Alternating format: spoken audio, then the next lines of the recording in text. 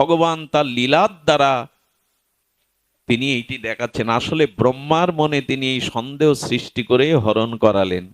কেন জানেন? আহা, গাভীগুলো যখন দুগ্ধ দহন করত, মাঝে মাঝে যশোদা মায়ের সাথে গোপাল দাঁড়িয়ে দাঁড়িয়ে দেখত। আর গাভীগুলো গোপালকে দেখে মাঝে মাঝে মনে করতো, মা যশোদার করে উঠে তুমি যখন মাতৃস্তন পান করো, দুধ পান করো, সেই স্থূল আনন্দে হেসে ওঠো। গোবিন্দ মনে হয় আমরা গাভী না হয়ে যদি ব্রজের কোনো মা হতে পারতাম, তোমাকেও সন্তান রূপে বাৎসল্য প্রেমে কোলে নিতে পারতাম। যদি কোনো জন্মে তোমার মায়ের স্থান পেতাম, আমাদের দুগ্ধ দিয়ে তোমাকে পরিতৃপ্ত করতে পারতাম। গোবিন্দ হাসেন আর বলেন, এই প্রার্থনা একদিন না একদিন তোমাদের আমি পূর্ণ করবই। ভক্তবাঞ্ছা পূর্ণকারী ভগবান। আচ্ছা, গোষ্ঠী থেকে গোবিন্দ যখন রাখালগণকে নিয়ে, ধেনুবৎস নিয়ে উত্তর গোষ্ঠ থেকে ফিরতেন, তখন ডাকতেন, ও জ্যাঠাই মা, ও বুড়িমা। তো তখন যাদের জ্যাঠাইমা বলতো, বুড়িমা বলতো, কাকিমা বলতো, গোবিন্দের, কানাইয়ের, গোপালের মধুর কণ্ঠধ্বনিতে ওই মা ডাকটার আগে যে বুড়িমা, জ্যাঠাইমা, ওদের মন বলতো কবে ওই বুড়িমা জ্যাঠাইমা বাদ দিয়ে মা বলে ডাকবি গোপাল। তোর মুখে শুধুই মা ডাক শুনতে, তোকে বুকে জড়িয়ে ধরে একটু স্নেহ চুম্বন করতে বড় স্বাদ হয়। এই প্রার্থনা বহুদিন থেকে ব্রজের মায়েরা নিবেদন করছিল। গোবিন্দ বললেন, আমি তোমাদের মনোবাঞ্ছা, একটা জিনিস বলি, জগতের বস্তু ধর্ম যা চান সব পাবেন না। সুন্দরী, রমণী, অর্থবিত্ত, সম্মান, এগুলো চাইলেই পাওয়া। কিন্তু একটা জিনিস বলি, ভগবান রাজ্যে, ভজন রাজ্যে ভগবানের কাছে যা চাইবেন ভগবত বিষয়ক, এই জন্মে না হোক কোনো না কোনো জন্মে পূর্ণ করবেনই ভগবান। ভগবানের কোনো বস্তু চেয়ে দেখুন, আমি তোমার প্রেম চাই, তোমাকে চাই, তোমার বন্ধু হতে চাই, সখা হতে চাই, তোমার পিতামাতা হতে চাই, একবার একটু এই ভাগবত প্রার্থনা ভগবানের কাছে অভিলাষ জানান, এ জন্মে না হয় কোটি জন্ম পরেও গোবিন্দ তা পূর্ণ করবেন।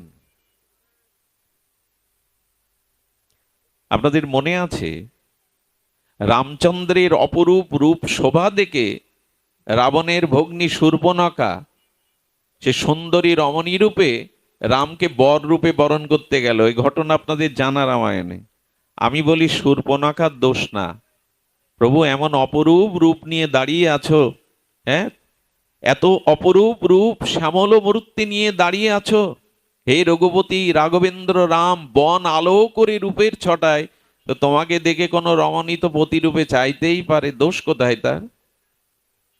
তুমি যে সৌন্দর্য মাধুর্যের মূরত নিয়ে দাঁড়িয়ে আছো, তো তোমাকে দেখে কোনো রমণী তো চাইতেই পারে। তবে নাক কান কেটে নিলেন কেন রাম? লক্ষণের দ্বারা তার অঙ্গহানি করে নিলে, এটি কি ভগবানের ঠিক হলো? তোমাকে চেয়েছে কেউ, চাইতেই পারে তোমার অপরূপ মাধুর্য দেখে।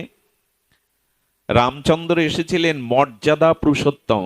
এই যে একটু আগে বললাম না, ভগবত বিষয়ক কোনো প্রার্থনা যদি ভগবানের চরণে জানান, উনি পূর্ণ করবেনই করবেন। অপেক্ষা থাকতে পারে জন্ম জন্মান্তরের, কিন্তু তিনি সেটা পূর্ণ করবেন। তিনি তিনি পূর্ণময়, আনন্দময়, ভক্ত বাঞ্ছা কল্পতরু। তার কাছে আজ পর্যন্ত কেউ ফেরেনি, পুতনাও পর্যন্ত ফেরেনি। যে তাকে হিংসা নিয়ে বিষ দিয়ে হত্যা করতে গেল, তাকেও ধাত্রীগতি দিয়ে দিল। তুমি যে আমাকে কোলে নিয়েছো, স্তনটা মুখে দিয়েছো, এই সামান্য কয়েক সেকেন্ড প্রীতি ধর্মের জন্য আমি তোমাকে ধাত্রীগতি দিলাম, বৈকুণ্ঠে তুমি আমার মায়ের স্থান পাবে। সে কারো আশা অপূর্ণ রাখে, কিন্তু তার কাছে কি চাইতে হয় এটাও এখনো আমি শিখিনি। আমি চেয়েছি আমার সুখ, আমি চেয়েছি আত্মসুখ। ওরা চাহিতে জানে না দয়াময়, ওরা চাহে ধন জন আয়ু আরোগ্য বিজয়। ধন দাও, পুত্র দাও, সম্পদ দাও, মান দাও, সুন্দরী রমণী কবিত্ব প্রতিভা দাও, এগুলো তো নিজ সুখের জন্য। ভগবানের কাছে কি চেয়েছেন? তার সুখের জন্য কি চেয়েছেন? এই জন্য ভগবত বিষয়ক কোন প্রার্থনা গোবিন্দকে একবার নিবেদন করে দেখুন।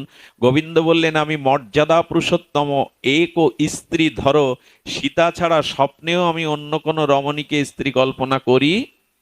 রামচন্দ্র সীতা ব্যতীত জগতের প্রত্যেক নারীকেই তিনি মাতৃজ্ঞান করেন। উনি মর্যাদা শিক্ষা দিতে এসছেন, কৃষ্ণলীলা এটা নয়। বহু বল্লভ কৃষ্ণ লীলা এটা না, এটা রামলীলা। এখানে মর্যাদা শিক্ষা দিতে এসছেন।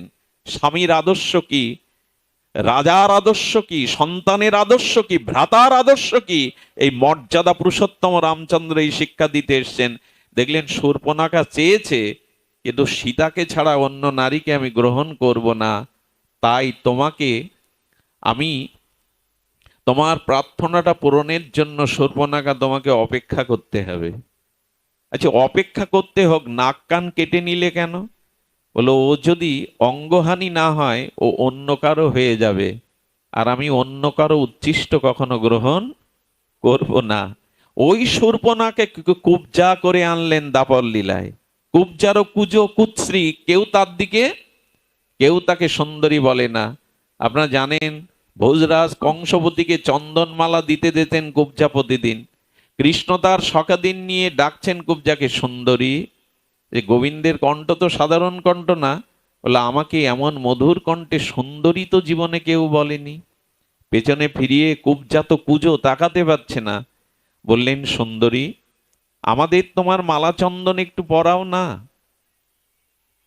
কংসের সেই মালা চন্দন গোবিন্দের সখাদের পরিয়ে দিলেন। গোবিন্দ তার শ্রীঅঙ্গে যখন হস্ত স্পর্শ করলেন, সুন্দরী আমাকে দেখো, ওই স্পর্শে কুবজার সেই কুৎসিতা চলে গেল। অপরূপ সুন্দরী রূপে কুবজা। আপনারা জানেন সাধারণই অতীতে শ্রীকৃষ্ণ তার মনোবাঞ্ছা পূর্ণ করেছিলেন, তার ঘরে গিয়েছিলেন, তাকে মর্যাদাও দিয়েছিলেন। এই সেই শূর্পণখা, তুমি যাতে অন্য কারো না হও, আর যেহেতু মর্যাদা লঙ্ঘন না হয়, তাই দাপারে এসে তোমার মনোবাসনা আমি পূর্ণ করলাম। কতটা কৃপালু হলে ভগবান! তাকে চান একবার, এ জন্মে না হোক জন্ম জন্মান্তরে তিনি আপনার অভিলাষ পূর্ণ করবেন। জগতে চাইলে সব পাবেন না, কিন্তু ভগবানের কাছে ভগবত বিষয়ে কিছু চান। তো তেমনি ব্রজবাসীরা চাইতো, গাবিমা চাইতো, ব্রহ্মার দ্বারা গাবি বৎস, গোবৎস আর রাখালগণকে হরণ করে সেই সুযোগ নিলেন গোবিন্দ। আজ প্রতিটি গাভীর বাছুর রূপ নিলেন গোবিন্দ, আর বাটে গিয়ে গোবিন্দই আজ তাদের সন্তান হয়ে তাদের স্তন পান করছেন। আহা, কত বড় করুণা ভগবানের! যে মায়েরা বলতো কবে মা বলে ডাকবি, কবে তোকে কোলে নিতে পারবো, সেই সখাদের রূপে আজ গোবিন্দই ঘরে ঘরে গিয়ে মায়েদের মনোবাসনা পূর্ণ করলেন। আমি বলি কি, চাইতেই যদি হয় জগতে, ভগবানকেই চান, তাকে একটু অনুরাগ প্রীতি ভালোবাসা দেন, তিনি কোটি গুণ ফিরিয়ে দেবেন। আর এই ভালোবাসা চাইতে গেলে, মনের এই গতি ফিরাতে গেলে, আগেই বলেছি, মনোগতি অবিচ্ছিন্ন যত গঙ্গাও সহ অম্মৌধা মদ গুণ শ্রুতি মাত্রেন হরিকথা শ্রবণ করো কর্ণপুটে, তোমার মনের গতি গোবিন্দের দিকে যাবেই। একটা প্রশ্ন করি, একটা জিজ্ঞাসা করি, হরিকথা কিন্তু আমরা প্রায়শ এখন শ্রবণের ভাগ্য পাচ্ছি না, মনের গতি ফিরছে না কেন? হরিকথা শ্রবণ করি কি না আমরা? তো যদি তোমার গুণগাথা শ্রবণ মাত্রই জীবের মনের গতি তোমা অভিমুখী হয়, আমরাও তো শ্রবণ করছি। এখানে অনেক মুখগুলো আমার চেনা, অনেক দিন ধরেই আপনারা সাধুসঙ্গ হরিকথা শুনছেন, আমিও কীর্তন করছি, কিন্তু ফলশ্রুতিটা কই? হরিকথা শ্রবণ মাত্রই মনের গতি গোবিন্দের দিকে ছুটবে, সে ফলশ্রুতি তো, বাস্তবতা তো আমরা লক্ষ্য করছি না। লক্ষ্য না করার কারণ শুনুন, খুব মার্মিক কথা, একটু ধ্যান দিয়ে শুনুন। বলছেন, যিনি ভগবানের কথা কীর্তন করবেন, যিনি অসমাদ্য মাধুর্য সৌন্দর্যময় ভগবানের গুণমহিমা নামরূপ লীলা ধামতত্ত্ব বর্ণনা করবেন, সেই বক্তার কিছু গুণাবলী থাকতে হবে, অধিকারী হতে হবে। বক্তা যদি অধিকারী না হয়, বক্তা যদি ভাগবত গুণাবলী তার চরিত্রে ব্যবহারে না থাকে, যদি তার সাধন ভজনের মধ্যে এই গুণাবলীগুলো না থাকে, তবে তার কথার মধ্যেই ফলশ্রুতি পাওয়া যাবে না। এই জন্য জীব গোস্বামী সতর্ক করেছেন যে বক্তার কিছু লক্ষণ আমাদের শাস্ত্রে নির্ণয় হয়েছে, শুনুন, তাহলে বুঝতে পারবেন কার মুখে শ্রী হরিকথা শোনা জগতে মঙ্গলময় হবে। আমরা তো এখন কমিটিরা, আমরা যারা অনুষ্ঠানাদি করি, বক্তা একজন দরকার। এখন হরিকথা যিনি বলছেন, যার খুব সুনাম, আর আজকাল তো মিডিয়ার যুগ, মিডিয়া রাতারাতি কাউকে পপুলার করে দেয়, খ্যাতি করে দেয়। আমাদের এইটুকু জ্ঞান চেতনা থাকতে হবে যে যদি জগৎ মঙ্গল বা নিজ কল্যাণ করতে হয়, প্রেম ভক্তি লাভ করতে হয়, তবে শাস্ত্র বলেছে বক্তারও কিছু অধিকার থাকতে হবে, যোগ্যতা থাকতে হবে, তার অধিকারী হতে হবে। এর একটিও আমার মধ্যে নাই, তবু অযোগ্য মনে করে আমি সেই গুণাবলীগুলো বলছি। যদি কারো মধ্যে এই চরিত্রের মধ্যে, ব্যবহারের মধ্যে এই গুণাবলী আপনি পরিলক্ষিত দেখেন বা তার ব্যবহারে আচরণে দেখেন, তবে তার মুখের একদিনের হরিকথা এই ফলগুলি আপনি পেয়ে যাবেন। এটি বর্ণনা করেছেন ভগবান সূর্য। ভাস্বর ভাস্কর স্বয়ং প্রকাশ সূর্য বলেছেন বক্তার গুণ কোনটি? প্রথম গুণ হলো বিরক্তি। খুব ধ্যান দিতে হবে। প্রথম গুণ হলো বিরক্তি। রক্তি মানে আসক্তি। যিনি ভাগবত বলবেন, এ জগতে এক ভগবান ছাড়া, এক ভজন ছাড়া, তার নাম রূপ লীলা ব্যতীত, শুদ্ধ সাধু সঙ্গ ব্যতীত, ভগবত বিষয়ক ব্যতীত ইতর বস্তুতে ভোগের প্রতি তার বিশেষ প্রতি বিরক্তি থাকতে হবে। এলো প্রথম গুণ। বিরক্তি মানে বিষয়ের প্রতি যে প্রবল আসক্তি, এই আসক্তি শূন্য ব্যক্তিকে বলা হয় বিরক্তি। রক্তি মানে অনুরাগ, আসক্তি। যার বিশেষ রূপে ইতর বস্তুতে, সংসার বস্তুতে যার আসক্তি নষ্ট হয়েছে, বক্তার প্রথম লক্ষণ তিনি। এর এর দৃষ্টান্ত আপনারা শুনেছেন।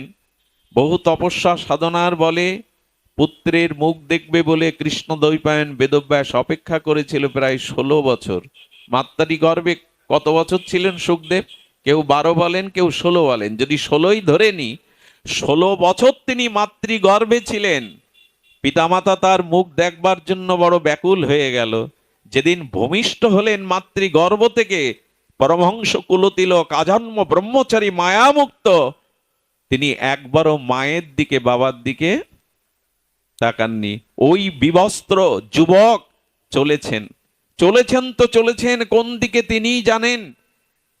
পৃথিবীতে পিতামাতার সব থেকে বড় উৎসব কোনটা জানেন? প্রথম সন্তানের মুখ দর্শন করা। পিতা যখন পুত্রের মুখ প্রথম দর্শন করে, প্রথম সে পিতৃ পরিচয়ে সন্তানের মুখ দর্শন করে, এটা হয় মুখোমুখ মহোৎসব। কিন্তু ব্যাসদেব ডাকছেন পুত্র রে, পুত্র রে, বারবার ডাকছেন। সেই ডাক বহুদূর, একবারও পেছন ফিরে তাকাননি এই চিরমায়া মুক্ত ছিল সুখদেব গোস্বামী। উনি সামনের দিকে ফিরে একটা উত্তর দিলেন, রে পুত্র, রে পুত্র। ইনি বলছেন পুত্র রে, আর ধ্বনিত হয়ে শব্দটা যেন ভেসে আসছে, কে কার পিতা, কে কার পুত্র। হয়তো গত গত জন্মে আপনি আমার পুত্র ছিলেন, আমি আপনার পিতা ছিলাম, ফিরে যান। ব্যাসদেব যখন যাচ্ছেন, দেখছেন রমণীরা বিবস্ত্র হয়ে জলকেলি করছে, স্নান করছে। সুন্দরী যুবতী রত্নরা। ব্যাসদেবকে দেখে রমণীরা কাপড় টেনে নিল বুকে, অথচ উলঙ্গ বিবস্ত্র যুবক সুখদেবকে দেখে তাদের লজ্জা বোধ এলো না, সংকোচ এলো না। অবাক হয়ে দাঁড়িয়ে গেলেন ব্যাসদেব। এর উত্তর হলো, সুখদেবের মধ্যে নারী পুরুষ ভেদ ছিল না, আত্মতত্ত্বই ছিল। এর মুখেই হরিকথা শুনেই তো পরীক্ষিতের মতো মহারাজ 7 দিনেই দুর্লভ গোবিন্দ চরণ পায়। বক্তার প্রথম লক্ষণ হবে তিনি বিষয়ের প্রতি, ইতর বস্তুর প্রতি, সাংসারিক বস্তুর প্রতি তার আসক্তি বিরক্তিতে রূপ নেবে। এগুণ আছে। এই গুণ যদি না থাকে তবে তার, আচ্ছা, রিভলভার দিয়ে গুলি করলে, শুট করলে কি হয়? বুলেট ভেদ হয় কি না? কিন্তু ওই বুলেট যদি হাত দিয়ে ছুড়ে মারা যায় আপনার গায়ে, একই তো বুলেট, কাজ হয় না কেন? রিভলভারের মধ্যে প্রযুক্তিবিদরা কিছু গতি দিয়েছেন যেটা আমার হাতের শক্তিতে নাই। তবে যিনি সংসারের প্রতি বিরক্ত হয়ে ভগবানের প্রতি অনুরক্ত হয়ে হরি কথা বলেন, তার কথা বুলেটের মতো বিদ্ধ করে দেয় হৃদয়, ক্রিয়া করে। এই জন্য সংসারের মহাপ্রভুকে চিন্তা করেছেন, ঘরে সচিমা, বধূ বিষ্ণুপ্রিয়া, নিমাই পণ্ডিত, দিগ্বিজয়ী পণ্ডিত পরাস্ত করে পণ্ডিতের গৌরব নিমাই পণ্ডিত সব জলাঞ্জলি দিয়ে ত্যাগ করলেন। আসক্তি থাকলে এমন ত্যাগ হয় গো। প্রথমে লক্ষণ ভগবান সূর্য বললেন বিরক্তি, দ্বিতীয় বললেন তাকে বৈষ্ণব হতে হবে। দ্বিতীয় লক্ষণ হলো বৈষ্ণব। বৈষ্ণব মানে আবার পোশাকই ভাববেন না, মানে তিলক মালা আমার মতো যার আছে। বৈষ্ণব শব্দটা অনেক ব্যাপক।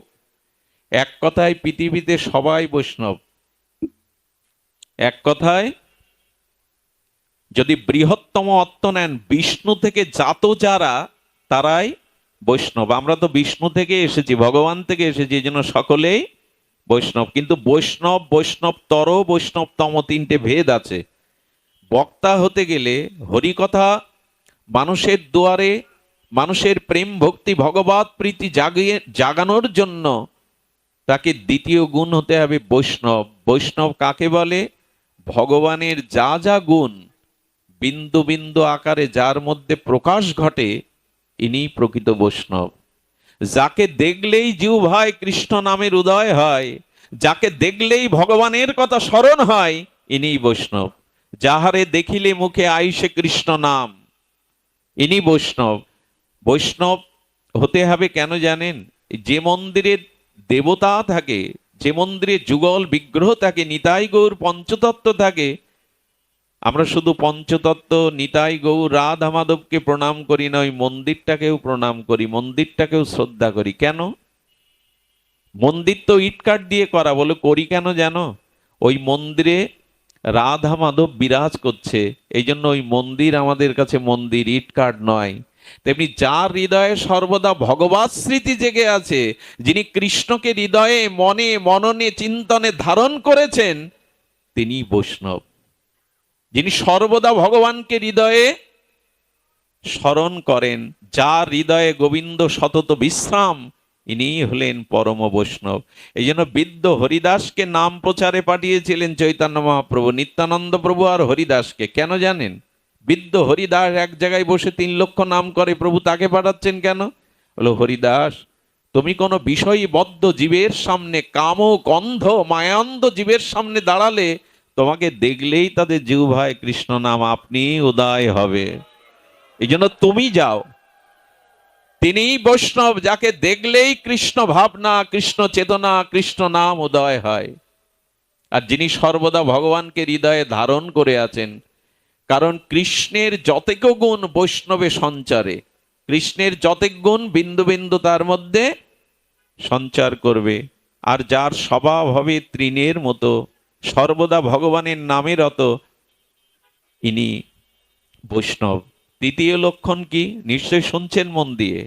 কথাগুলি প্রয়োজন এই জন্য যে ভাগবত আর চারিদিকে হচ্ছে। আরো দুঃখের কথা কি বলবো, ভাগবতটাও আজকাল যে যে স্থানে আমরা নিয়ে যেতে চাইছি, সেই স্থানটা না বলাই ভালো। কিন্তু আমাদের সতর্ক হতে হবে, আমাদের সতর্ক হতে হবে। গুরু মহারাজ বলতেন, এই ব্যাসপীঠে বসে সুর দিতে নেই, মিউজিক দিতে নাই। যখন মিউজিকের সাথে সুরের সাথে কিছু বলবে, তখন সেটা কথা কীর্তন হবে, পদ পদাবলী হবে। সুখদেব যখন ব্যাসপীঠে ভাগবত বলেছিলেন, এটা উত্তর ভারতে নারদীয় সূত্রে কীর্তন আছে। কিন্তু এই কথাগুলো এখন বললেই অনেকের কাছে অপ্রিয় হয়ে যেতে হবে। কীর্তন এক জিনিস, আর ভগবানের বাগ্ময়ী ভাগবত আর এক জিনিস। এখানে হরি কথা বলা হয়। সুরের সাথে যুক্ত হলে কি হয় জানেন? কণ্ঠ সঙ্গীতের সাথে যন্ত্র সঙ্গীতের আবেদন আরো বেশি। আচ্ছা, কণ্ঠের দ্বারা বিরহ যতটা প্রকাশ না করা যায়, বাঁশি বেহালার দ্বারাই তার থেকে বেশি করা যায় কিনা? একটু কথা বলুন। বাঁশির সংবেদনশীলতা, বেহালার করুণ সুর, কথার মধ্যে যে বিষাদ প্রকাশ করা যায়, তার থেকে কোটি গুণ আবেদন বাঁশিতে করা যায়। তো ভাগবতে যখন আপনি কথা বলতে বলতে বাঁশি বেহালা বাজাচ্ছেন, তখন শব্দ নিচে পড়ে যাচ্ছে কিনা, যন্ত্র সঙ্গীতের আবেদন উঠছে কিনা, কিন্তু এখান তো শব্দ ব্রহ্মেরই কথা। সুতমণি সুখদেব কথাই বলেছিলেন। তাই শাস্ত্রে বলেছেন যথোপযুক্ত বৈষ্ণব হতে হবে তাকে। তৃতীয় গুণ তাকে কি বলেছেন? বিপ্র বেদ ও শাস্ত্র বিশুদ্ধকৃত। তাকে বিপ্র হতে হবে। বিপ্র মানে শুধু জাতিসূত্রে ব্রাহ্মণ নয়, যিনি ব্রাহ্মণত্ব গুণ অর্জন করেছেন। অধ্যয়ন, অধ্যাপনা, যজন যাজন এবং দান ও পরিগ্রহ, ব্রাহ্মণের যে 9টা গুণ, এই গুণাবলী যদি আপনার ভিতরে প্রকাশ হয়, কারণ সংস্কারেণ দ্বিজ উচ্চতে, সংস্কারের দ্বারা, তত্ত্বের দ্বারা ব্রাহ্মণত্ব গুণগুলো থাকতে হবে বক্তার। তার ভিতরে এই নববিধা ব্রাহ্মণত্ব গুণ থাকতে হবে। আর কি থাকতে হবে না, বলেছেন বেদ ও শাস্ত্র বিশুদ্ধকৃত। তার প্রতিটি আচরণ হবে বেদ মাফিক, বিশুদ্ধ শাস্ত্র মাফিক। আমি আপনাদের বললাম ভোরে উঠে ভগবানকে উপাসনা করুন, আমি উঠি 7টায়, একথা কেউ নেবে না। বেদের বিশুদ্ধ আচরণ বক্তার মধ্যে থাকতে হবে। শাস্ত্রের শাস্ত্রের নিরিখে যদি আমি আচরণ না করি, মহাপ্রভু বলে দিয়েছেন আপনি আচরণ না করলে কাউকে শেখাতে যেও না, ওই শিক্ষা কাজে আসবে না।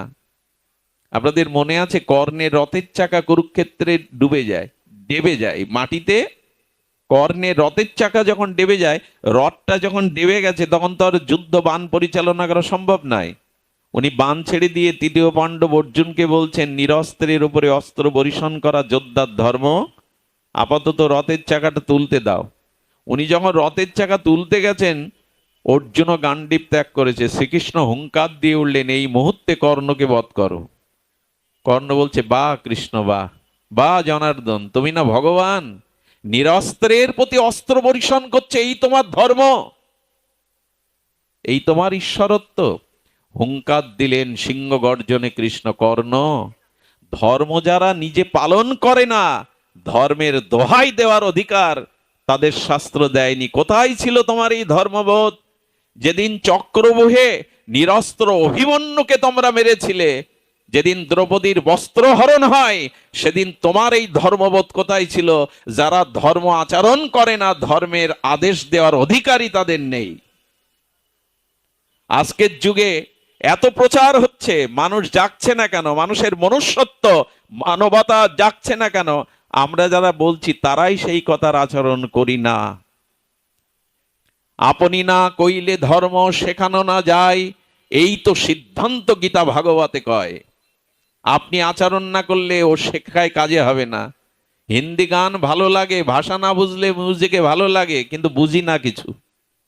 ভালো লাগা এক জিনিস, আর ভালো লাগাটা জীবনে আচরণে আসা আর এক জিনিস। ভাগবত খুব ভালো লাগে, উনি ভালো ভালো দৃষ্টান্ত দেন, হ্যাঁ, ভালো করে বোঝান, এরকম না।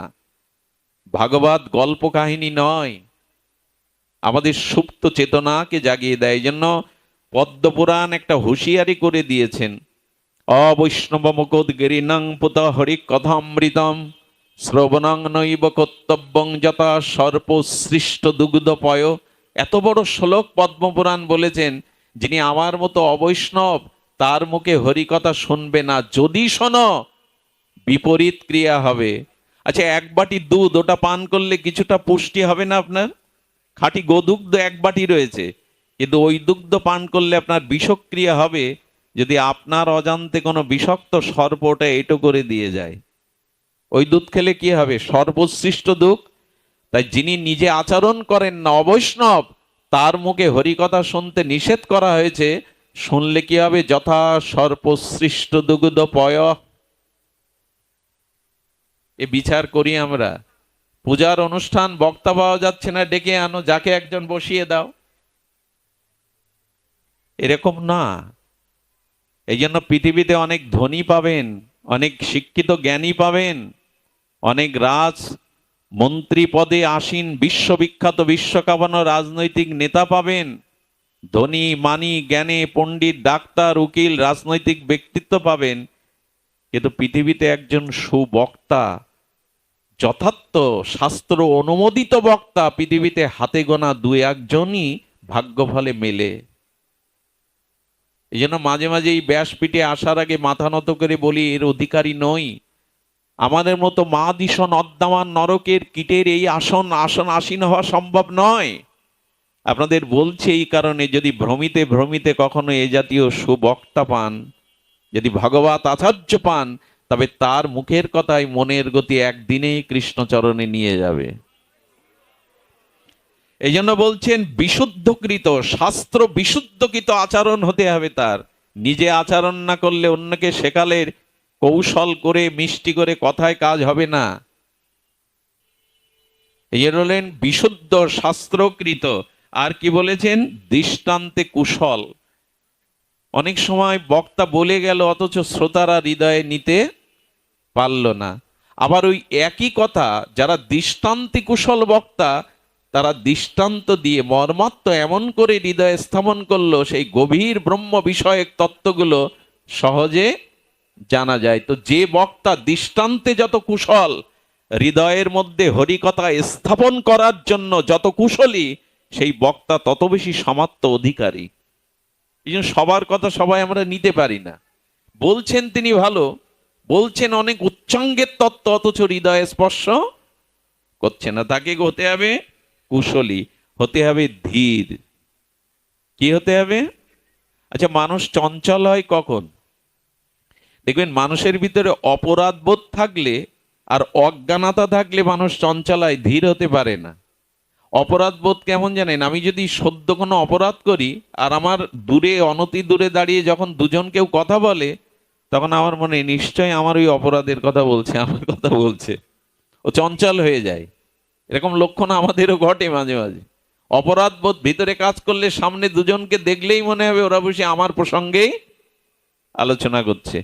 আর যার ভিতরে গভীরতা নেই, অর্থাৎ সমগ্র শাস্ত্রে যার ব্যুৎপত্তিগত জ্ঞান নেই, অধ্যয়না নেই, তার ভিতরে ধীর থাকে না। কেমন জানেন? আপনাদের ভেতর থেকে এখন যদি আমাকে কোনো কঠিন প্রশ্ন করেন, শাস্ত্রের কোনো নিগূঢ় জিজ্ঞাসা করেন, ওই তত্ত্ব যদি আমার জানা না থাকে, আমি ধীর হয়ে বসে থাকতে পারবো না, চঞ্চলতা প্রকাশ হয়ে পড়বে, হাতড়ে বেড়াবো আমি।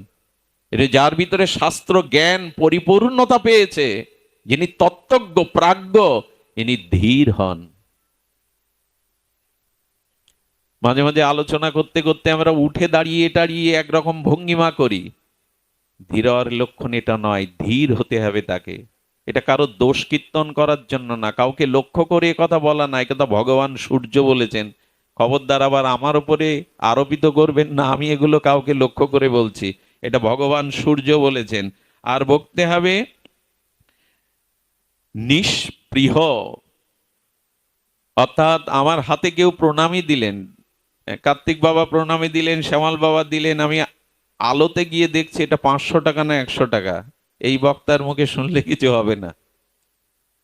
আমাকে দক্ষিণা দিল কত, সেই দক্ষিণাতে আমি অসন্তুষ্ট হলাম, মনে মনে সন্তোষ প্রকাশ করলাম না। অর্থাৎ যার যশ খ্যাতি পূজা প্রতিষ্ঠা অর্থের দিকে, ভাগবতকে কেন্দ্র করে নিজের নাম যশ খ্যাতি পূজা প্রতিষ্ঠা অর্থের প্রতি স্পৃহা আছে, তিনি এই আসনে বসার যোগ্যই না। ভাগবত আজ বাণিজ্যিককরণ করা হচ্ছে, টাকা কন্ট্যাক্ট করে পাঠ করতে আসে। আমি অনুরোধ করব, যারা কন্ট্যাক্ট করে এগ্রিমেন্ট লিখে হরিনাম হরিকথা বলে, মহাপ্রভুর এটা অনুমোদন ছিল না। কিন্তু আজ আজ এটা বড় দুঃস্বপ্ন হয়ে গেছে। আমি আমার 9 বছর বয়স থেকেই ভাগবতে পদচারণা করেছিলাম পিতার হাত ধরে। শ্রী গুরুদেবের বিশেষ আশীর্বাদে আমার পিতা আমাকে একটা প্রতিজ্ঞা করিয়ে নিয়েছিলেন যে ভাগবত অর্থের দ্বারা করতে পারবে না, যদি সহৃদয় কেউ তোমাকে কিছু দক্ষিণা স্বরূপ দেয়, এ ব্যতীত কোনো অর্থ করি নিয়ে পাঠ করতে পারবে না। ছিল গুরু মহারাজ ছিলেন এই আদর্শের মূর্ত প্রতীক। আজও রাধাকুণ্ডে শ্রীধাম বৃন্দাবনে তারা একটি অর্থ বিনিময়ের দ্বারা হরিকথা পরিবেশন করেন না, কিন্তু এটা আজ দুঃস্বপ্ন হয়ে গেছে। আচ্ছা, কোনো গরিব মানুষ যদি মনে করে এই বক্তাকে, যার অর্থের অভাব, আমি বাড়ি ডেকে একটু পাঠ দেব, এ আশা তার পূর্ণ হওয়ার এখন আর দিন নাই। এই জন্য যদি তার কামনা বাসনা বিষয় স্পৃহা যশ খ্যাতি পূজা প্রতিষ্ঠার দিকে স্পৃহা থাকে, তবে এই আসনে আসীন করা উচিত নয়, বসা উচিত নয়। আমি অনুরোধ করছি, ক্ষমা চাচ্ছি, এই দোষগুলি সব আমার মধ্যে যা বিপরীত দোষ। যদি বলেন তাহলে বসেছো কেন? বসেছি এই কারণে যে শুদ্ধ ভক্ত সঙ্গে যদি নিজেকে পরিবর্তন করাতে পারি, শুদ্ধ করতে পারি। শুধু ভক্তগণ, এটা যেমন বক্তার অধিকার, তেমন আপনারা যারা শ্রোতার আসনে বসেছেন, শ্রোতারও কিছু অধিকার থাকতে হবে। এই কথাটি আজ এই কারণে বলা যে প্রকৃত ভাগবত, প্রকৃত বক্তা, প্রকৃত শ্রোতা যদি সেখানে হয়, সেখানে ভগবান আবির্ভূত হয়ে যান, রাধারানী আবির্ভূত হয়ে যান, পরম কল্যাণ করেন। শ্রোতার লক্ষণ কি কি একটু ধ্যান দিয়ে শুনুন। শুধু বক্তা হলে হবে না, শ্রোতাকেও কিছু অধিকারী হতে হবে। এই জন্য সম্মুখে যত প্রাজ্ঞ, যত বৃজ্ঞ, যত শাস্ত্রজ্ঞ, যত অনুভবী, যত আচরণশীল ভক্ত থাকবে, ভাগবত সেখানে তত প্রকাশ হবে। শুদ্ধ ভক্ত না এলে ভাগবত প্রকাশ হয় না, ভাগবত স্বপ্রকাশ। ভাগবত মুখস্থ করে বলার জিনিস না। হ্যাঁ, পাণ্ডিত্য থাকলে মুখস্থ শক্তির দ্বারা বলা যেতে পারে, কিন্তু আত্মকল্যাণ প্রেম ভক্তির, এই আত্মকল্যাণমুখী প্রেম ভক্তিমুখী শত উচ্চারিত হতে গেলে শ্রোতার আসনে যারা, তাদেরও কিছু যোগ্যতা লাগবে। প্রথম যোগ্যতা হলো বিশ্বাস। আমি যে হরিকথা শ্রবণ করছি, আমি যে কৃষ্ণ কথা শ্রবণ করছি, এই কথার প্রতি সুদৃঢ় বিশ্বাস থাকতে হবে, বক্তার প্রতি এবং ভগবানের নাম রূপ লীলার প্রতি।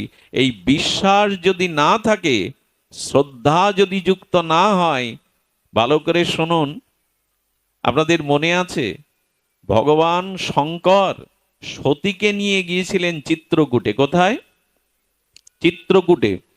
ওখানে অগস্ত্য ঋষির আশ্রমে বা ভরদ্বাজ ঋষির আশ্রমে সতীকে নিয়ে স্বয়ং শিব ভগবান মহাদেব পাঠ শুনতে গেলেন। কি বলবো আপনাদের, অগস্ত্য ঋষি ভগবান শঙ্করকে দেখে, উনিই তো বক্তা, ভগবান শঙ্কর নিজে ভাগবত প্রবক্তা, বৈষ্ণব কুলতিলক, উনি হরিকথা রামকথা শুনতে গেছেন। যেই ভগবান শঙ্করকে, এই ঈশ্বতত্ত্বকে দেখেছেন, অগস্ত্য এসে দণ্ডায়মান সাষ্টাঙ্গে ভগবান শঙ্করকে প্রণাম করেছে। যেই প্রণাম করেছে, সতীর মনে সংশয় দেখা দিয়েছে। এতদিন জানতাম বক্তাকে শ্রোতা প্রণাম করে, এখন দেখছি বক্তা শ্রোতাকে উঠে এসে প্রণাম করছে। আমার মনে এই বক্তা খুব বিজ্ঞ বক্তা না। এই প্রথমে সতীর মনে সংশয় দেখা দিল, বক্তা এসে শ্রোতাকে কেন প্রণাম করবে? ইনি মনে হয় উপযুক্ত বক্তা। আর যখনই বক্তার প্রতি আপনার সুদৃঢ় শ্রদ্ধা না থাকবে, তখন সেই বক্তার মুখে হরি কথাতেও আপনার শ্রদ্ধা উপচয় হবেই না। ততদিন তার হরি কথা আপনার হৃদয় স্পর্শ করবে না। শুধু ভক্তবৃন্দ, এই জন্য সতী কি করলেন, কথা শুনছেন শুনছেন অন্যদিকে মন, আর এই হরি কথা রামগুণ কথা শুনে যখন চলে আসছেন শিবের হাত ধরে সতী, সঙ্গে সঙ্গে রামলীলা, সেই রামলীলা ত্রেতায় রঘুপতি রামচন্দ্র মা জানকীকে হারিয়ে আর বিরহ কাতরা হয়ে তিনি হরিণের কাছে, বৃক্ষের কাছে, নদীর কাছে, পাহাড়ের কাছে জিজ্ঞাসা করছেন, বলতে পারো আমার সীতা কোন পথে গেছে? দূর থেকে ভগবান শঙ্কর বললেন, সতী এই দেখো, কৃষ্ণ কথা কৃষ্ণকে পাইয়ে দেয়, ভগবানের কথা ভগবানকে পাইয়ে দেয়, এই দেখো আমার প্রভু রাঘবেন্দ্র সরকার লীলা করছে, প্রণাম করো বলে ভগবান শঙ্কর দণ্ডবাদ হয়ে প্রণাম করেছেন। কিন্তু সামনে যাচ্ছেন না কেন জানেন? সামনে যাচ্ছে না, উনি এখন নরলীলা করছেন। এই নরলীলাতে স্ত্রী হারিয়ে কাঁদছেন উনি। শিব সামনে গেলে নরলীলা ব্যাহত হবে, দুইজনই ঈশ্বর তো, এই জন্য দূর থেকে প্রণাম করলেন। সতীকে বলছে তুমি প্রণাম করলে না। এই দেখুন, হরি কথাতে বক্তার প্রতি শ্রদ্ধা না এলে ভগবানের প্রতিও আপনার কোনোদিন শ্রদ্ধা আসবে না। সতী বলে বলল, বউ হারিয়ে স্ত্রী হারিয়ে যারা জঙ্গলে কাঁদে, সে ভগবান হয় কি করে? কত বড় দৃষ্টান্ত দেখুন। বক্তার প্রতি, হরি কথার প্রতি যার শ্রদ্ধা নেই, বিশ্বাস নেই, তিনি সাক্ষাৎ ভগবানকে পেয়েও সন্দেহ করলেন, ইনি কি করে ভগবান হবেন যিনি স্ত্রী হারিয়ে সর্বজ্ঞ হয়ে কাঁদেন? শিব তখন বললেন, মরতে হয় তুমি মরো, অবিশ্বাসে আমি মরতে রাজি নই। বিশ্বাসরূপ বটবৃক্ষের তলে শিব ধ্যানে বসলেন। জয় সিয়ারাম, জয় সিয়ারাম ত্রিপুরারি নাম জপ করতে লাগলেন। আর এদিকে সতী কি করলেন জানেন? সীতার রূপ ধরে রামের সামনে গেলেন পরীক্ষা করতে। এই দেখুন, হরি কথাতে শ্রদ্ধা না এলে কি হয়, হরিকে পরীক্ষা করতে সীতার রূপ ধরলেন। দূর থেকে দণ্ডবাদ করে রঘুপতি রামচন্দ্র বলছেন, মা, সন্তানের পরীক্ষা নিতে হয়। যেই মা বলে উঠলেন, উনি বুঝতে পারলেন ইনি সর্বজ্ঞ ভগবান, কিন্তু ভুল তো হয়ে গেছে। তখনই শিব মনে মনে সতীকে ত্যাগ করেছিলেন। আচ্ছা, সতীর জন্ম মৃত্যু আছে? আদ্যা শক্তি অর্ধনারীশ্বর, স্বয়ং আদ্যা শক্তি প্রকৃতি, তার জন্ম মৃত্যু আছে? আসলে দক্ষ যজ্ঞে সতীর দেহতে একটা ঘটনা ওজন্য না, ভগবানের কথায় হরি কথাতে বিশ্বাস না আসায়, ভগবানের প্রতি বিশ্বাস না আসায় শিব মনে মনে ত্যাগ করেছিলেন সতীকে। এই শরীরে আর তোমার ভজন হবে না, এই শরীর পরিবর্তন করে এসো। এই জন্য দক্ষ যজ্ঞে সতী দেহ ত্যাগ করে পরবর্তীতে পর্বততনয়া গিরিজা বা পার্বতী হয়ে এলেন। সেই দিন থেকে পার্বতীর হরি কথায় বিশ্বাস এলো, ভগবানের কথায় রুচি এলো। কত বড় দৃষ্টান্ত! যদি বক্তার প্রতি হরি কথার প্রতি বিশ্বাস না থাকে শ্রোতার, যে এই কথাই আমার কল্যাণ করবে, এটাই প্রেম ভক্তি পাওয়ার একমাত্র পথ, এ জাতীয় বিশ্বাস যদি না থাকে, শ্রোতার আসনে বসে এখানে ব্রহ্মা বললেও আপনার কাজ হবে না। বিল্লমঙ্গল নরকের নর্দমার বিষয় কীট নয়। ব্রহ্মাও যদি এখানে কিছু বলে, আপনার শ্রদ্ধা না হলে, বিশ্বাস না হলে কিছুই হবে না। আচ্ছা, আপনার আপনাকে যদি কেউ গব্য ঘৃত দেয়, আঁচল পেতে ঘি নেই কেউ, ওটা ঘিও থাকবে না, কাপড়ও নষ্ট হবে। শ্রোতার পাত্র হওয়া চাই, অধিকারী হওয়া চাই। তার প্রথম অধিকারী হলো বিশ্বাস, আর গুরু বাক্যে অস্খলিত নিষ্ঠা। এই একটা জিনিস ধ্যান দিন, গুরু বাক্যে যদি কারো বিশ্বাস না আসে, সুদৃঢ় নিশ্চয়ত্বিকা বুদ্ধি না হয়, তিনিও শ্রোতার আসনে বসার যোগ্য নন। গুরু বাক্যে বিশ্বাস কেমন জানেন? প্রাতঃস্মরণীয় পরম বন্দনীয় শ্যামসুন্দর বড় পণ্ডিত বাবা বলেছিলেন রাধাকুণ্ডে, গুরুদেব আপনার গলায় দুটো তুলসীর মালা পেজ দিয়েছেন। এখন যদি স্বয়ং কৃষ্ণ এসে বলে, বাবা 3 মালা আমার ভালো লাগে, 3টে পেজ দাও, উপযুক্ত শিষ্য কি বলবে জানেন? ঠাকুর, তুমি তোমার জায়গায় থাকো, তোমাকে প্রণাম, কিন্তু গুরুবাক্যের বাইরে আমি আপনার একটি কথাও মানতে রাজি নই। এই হলো গুরুবাক্যে নিষ্ঠা। আমাদের ভক্তমাল চরিত্রে আছে পৃথ্বীরাজ, ইনি গুরুদেবের সেবার জন্য রাজ্য ছেড়ে কাশী পর্যন্ত চলে গিয়েছিলেন। কাশীতে বিশ্বনাথ স্বয়ং শিব স্বপ্নে দেখাচ্ছেন, রাজ্য পরিচালনা করো, প্রজাবৎসল রাজা তুমি, প্রজাদের সেবা করো। উনি বললেন, ভগবান আপনার কথা আমি শুনবো না, গুরু সেবায় আমার জীবনের দৃঢ়তা। ভগবানের বাক্য গুরু বাক্যের উপরে নয়। এই জন্য যার শ্রী গুরুতে সুদৃঢ় বিশ্বাস, দেখুন একবার এক শিষ্যকে বলছেন গুরুদেব, এই মাংসের টুকরোটা ফেলে দেয়াই তো মুখে করে। আসলে পড়েছিল একটা পচা কোনো জীবের মাংসখণ্ড। ওর বিশ্বাস দেখার জন্য গুরু বাক্যে কতটা নিষ্ঠা, বলে এটা মুখ দিয়ে ফেলে আয়। সঙ্গে সঙ্গে হনুমানের মতো ওটা মুখ দিয়ে ফেলে দিয়ে সে আনন্দে, প্রেম ও ভক্তিতে, প্রেম বিকারে কাঁপছে। বলে, কি হলো তোর? বলে, আজ যে প্রসাদ আমার মুখে দিলেন তাতে আমার ভক্তির বিকার এসেছে, পরম আনন্দ পেয়েছি। এই হলো বিশ্বাস। মাংসের টুকরো, গুরুদেব বললেন, আমি বাঁচবো না রে, এখানে যে বড় ফোড়াটা পুজ রক্ত পোকা হয়ে গেছে, এটা আমার প্রারব্ধ, এই ফোড়াতেই আমার মৃত্যু। শিষ্যরা বলছেন, গুরুদেব কোনো উপায় নেই, ডাক্তার কবিরাজ আমরা ভার নেব। গুরুদেব বললেন, এটা প্রারব্ধ, এটা খণ্ডানো যাবে না, তবে একটা উপায় আছে। এই ফোড়ার মুখে মুখ দিয়ে যদি পুজ রক্ত পোকাগুলো কেউ চুষে সেবা করতে পারে, তবে হয়তো কিছু হতে পারে। বলার সাথে সাথে মাঠ ফাঁকা। ওখানে আর শিষ্যরা, এক সরল যুবক দাঁড়িয়েছিল, গুরুদেব চোখের জলে বলছেন, অজ্ঞ অধম, না জানি ভজন, না জানি সাধন, কোনো যোগ্যতা নেই, চরণে কৃপা করে আশ্রয় দিয়েছেন, আপনি কৃপা করে এই দায়িত্ব আমায় দিন। পটি খুলে দিলেন, চুষতে লাগলো। চুষতে চুষতে চুষতে প্রেম ভাব বিকারে অশ্রু পুলক কম্প শ্বেত সরভঙ্গ এই প্রেমে আবিষ্ট হয়ে জয় গুরু বলতে বলতে ধুলায় গড়াগড়ি দিচ্ছেন। মাঠের বাইরে শিষ্যরা বলছে, কিরে পুজ রক্ত খেয়েছিস, পোকা খেয়েছিস? কে বলল গো? জীবনে আজ অমৃত পান করলাম আমি। আসলে গুরুদেব দেখতে চেয়েছিলেন ওগুলো ফোড়া কিছু নয়, গুরুদেবের শরীর রক্ত মাংসের পিণ্ড নয়, পরীক্ষা করতে চেয়েছিলেন। জানেন, গুরু বাক্যে বিশ্বাস রেখে এক শিষ্য 12 বছর কাশীতে গুরু সেবা করেছিলেন। একটি বছরের মধ্যে পুরো একটি বছর সেবা করেছিলেন, কুষ্ঠগ্রস্ত গুরুদেবকে কিন্তু বিশ্বনাথ দর্শনে, পুরীর আমাদের পুরীতে কাশীতে গঙ্গা দর্শনে যাননি। শিব আর পার্বতী দেখতে এসেছিলেন। যিনি কাশীতে বাস করেও আমাকে দেখতে যাননি গুরু সেবার জন্য, যিনি কাশীতে বাস করে একদিনও গঙ্গা স্নানে যাননি গুরু সেবায় বিঘ্ন হবে বলে, পার্বতী শঙ্কর তাকে নিজে দর্শন দেওয়ার জন্য তার কুঠিরে গিয়েছিলেন। আমি বলবো, গুরু বাক্যং সদা সত্যং, গুরুদেব যা বলেন তার আজ্ঞাকে চির সত্য করে নিন। কারণ এই জগতে প্রকট গুরুদেবের অপ্রকট ভগবানের থেকে বেশি শ্রদ্ধা করার কথা বলা হয়েছে। অপ্রকট ভগবানের থেকে প্রকট শ্রী গুরুদেবের প্রতি বিশ্বাস রাখতে বলা হয়েছে। এই জন্য গুরুবাক্যে যাদের বিশ্বাস আছে আর যারা হরিকথাতে নিশ্চৈত্তিকা বিশ্বাস শ্রদ্ধা আছে, লক্ষণ সেটি। আর বললেন দিন ও ভাবনা, এই কথাটি আমার বড় মার্মিক মনে হয়। হৃদয় দিয়ে শুনুন, শ্রোতার আসনে বসতে গেলে দিন হতে হবে।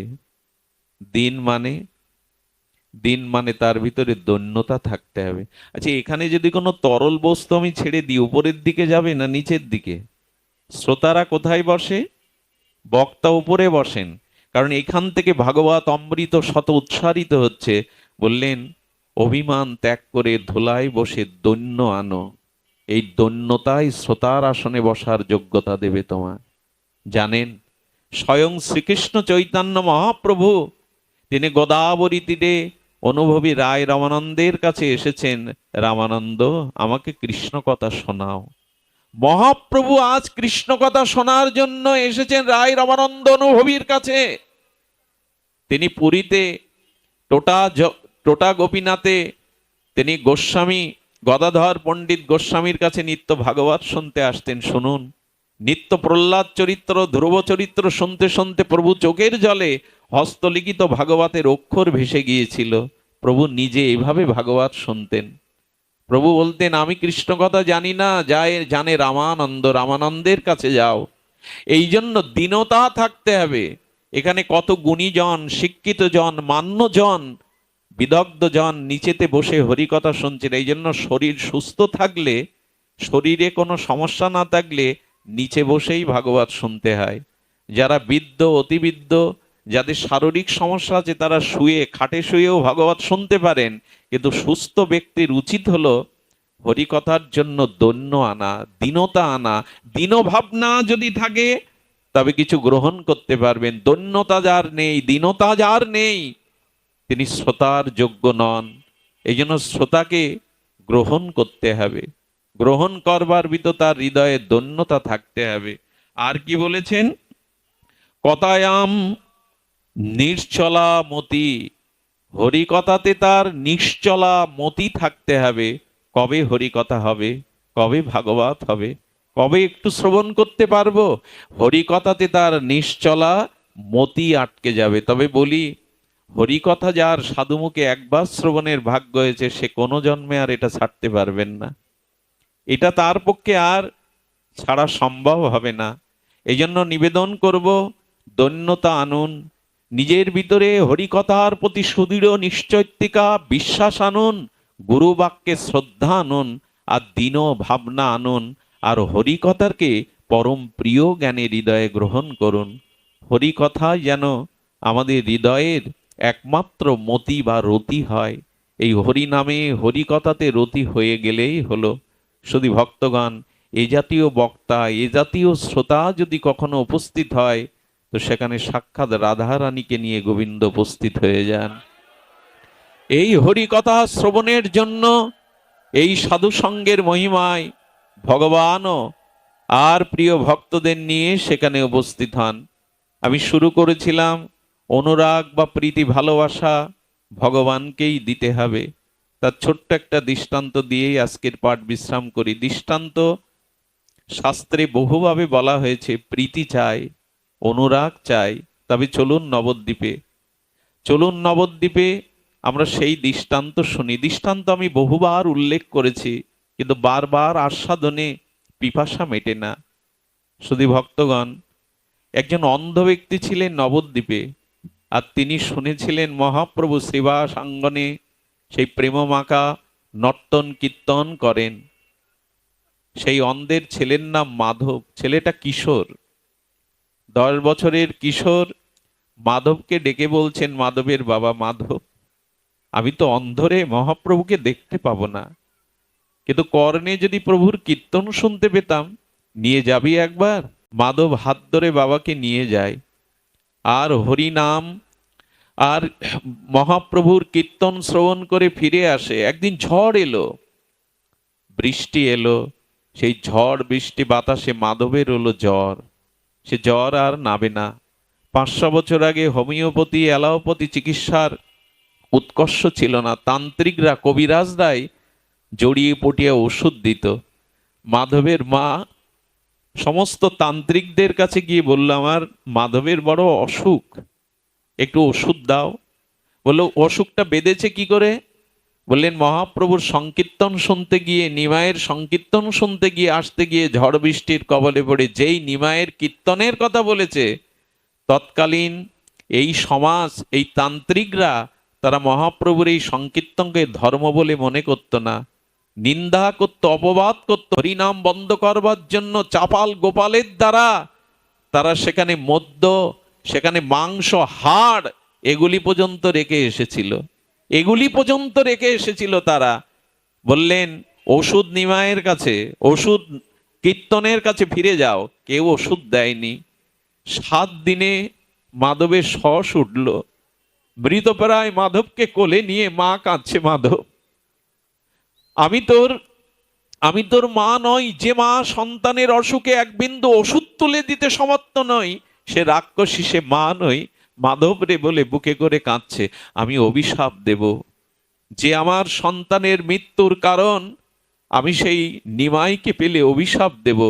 ঘটনাক্রমে মহাপ্রভু তখন সন্ধ্যা কীর্তন করতে করতে তার বাড়ির আঙিনার পাশ দিয়ে চলেছেন। মহাপ্রভুকে দেখেই ওই মা মাধবকে ফেলে এসে বলছে, দাঁড়াও, দাঁড়াও গৌর, আজ তোমার সংকীর্তনে আজ আমার মাধব মরতে বসেছে। মা হয়ে আমি কেউ ওষুধ দেয়নি তোমার জন্য, আমি অভিশাপ দিচ্ছি।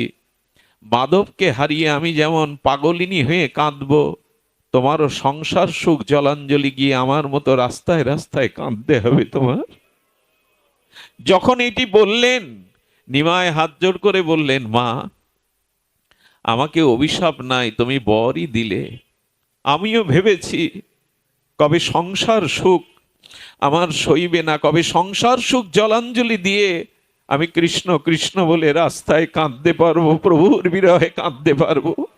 এ তোমার অভিশাপ নয়, এ তোমার আশীর্বাদ।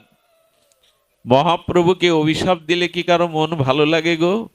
মাধবকে বুকে তুলে নিয়েছেন, মৃত্যু যন্ত্রণায় শ্বাস উঠেছে মাধবের। এক রমণী এলো নবদ্বীপের, মা ওষুধ পেয়েছি। আঁচল থেকে কি যেন মুখে দিয়ে দিল মাধবের। যেই মাধবের মুখে দিল, মাধবের জ্বর নেমে গিয়ে সুস্থ হয়ে মার গলা জড়িয়ে ধরে বলছেন, মা দেখো, আমার আর জ্বর নেই, আর তাপ নেই। ওই নদিয়া রমণীকে বলছে, কি ওষুধ দিয়েছিস, কার কাছ থেকে এনেছিস? মা, একটু আগে যাকে অভিশাপ দিয়ে এলে, যাকে অভিশাপ দিয়ে এলে কাঁদতে হবে, তার চরণ ধুলি তোমার মাধবের মুখে দিয়েছি মা। সেই গৌরের চরণ ধুলি আমি ওর মুখে দিয়েছি মা। গৌর গৌর বলতে বলতে যখন সুস্থ হইল, মা কাঁদছে, আমি কাকে অভিশাপ দিলাম? যার চরণ ধুলিতে মাধব মৃত্যুর কবল থেকে ফিরে এলো, আমি তাকে কি অভিশাপ দিলাম?